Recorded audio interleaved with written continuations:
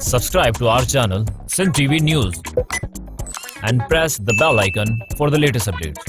ठिकराटो वेझो बम्बली माइनर जी पुछड़ी में आपाशी खाते जे कामोरनि जी नाअहली सबबि पाणी जो हिकु फुड़ो बि नाहे पहुतो, जंहिं करे हज़ारे एकड़ ज़मीन बंजर बणिजी वई आहे ऐं आबादगार परेशानी जो शिकार थी विया आहिनि। पाणी जी खोट जिते ज़मीनुनि खे गैराबाद कयो आहे उते उञ विघी चोपायो माल पिणु मरी रहियो आहे ऐं आबादगार मजबूरन सरापा एहतिजाज बणिजी विया आहिनि। पर बम्बली माइनर जी पुछड़ी ताईं पाणी पहुचाइण लाइ कंहिं बि तदारक नाहे कयो। असां घणी दाह कयूं, खुर्शीद शाह साहब बि आयो, आसरो ॾेई वियो, पर पाणी नथो मिले पियो।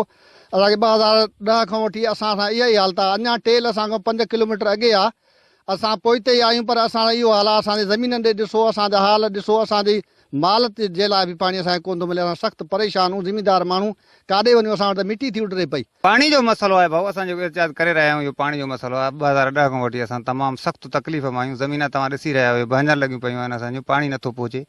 असां सीधा डायरेक्टर इंजीनियर अफ़सरनि ताईं वञी चुका आहियूं, पंध करे असांजा गोॾा घसी विया आहिनि, पाणी नथो मिले असांखे। असां बम्बली माइनर जी पुछड़ी जा आबादगार आहियूं।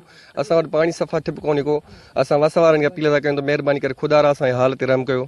एहतिजाज जेको आहे पाणी जे बारे में आहे, ऐं ख़ासि करे बम्बली वाह जा असां आबादगार आहियूं जेके बीठा आहियूं। असांजी हज़ारे एकड़ ज़मीन गैराबाद पयूं आहिनि 2010 खां वठी, ऐं हिन वक़्तु असां तमामु घणी कोशिशि कई आहे, जंहिं साईं खुर्शीद शाह खे मुकमिल ख़बर आहे। असां तव्हां बि कई हलण जो, पाणी जो आसरो बि ॾिनई, पर अॼु ताईं असांखे पाणी न मिलियो आहे। ठिकराठे वेझो पाणी जी अणाट सबबि अज़ाब वारी ज़िंदगी बसर कंदड़ मुख़्तलिफ़ ॻोठनि जे आबादगारनि जे जियापे लाइ हाणे हितां जे चूंडियल नुमाइंदनि तोड़े आपाशी खाते खे सुजाॻ थियण जी ज़रूरत आहे। कैमरामैन बासित महर सां गॾु मजीद महर, सिंध टीवी न्यूज़, ठिकराठो।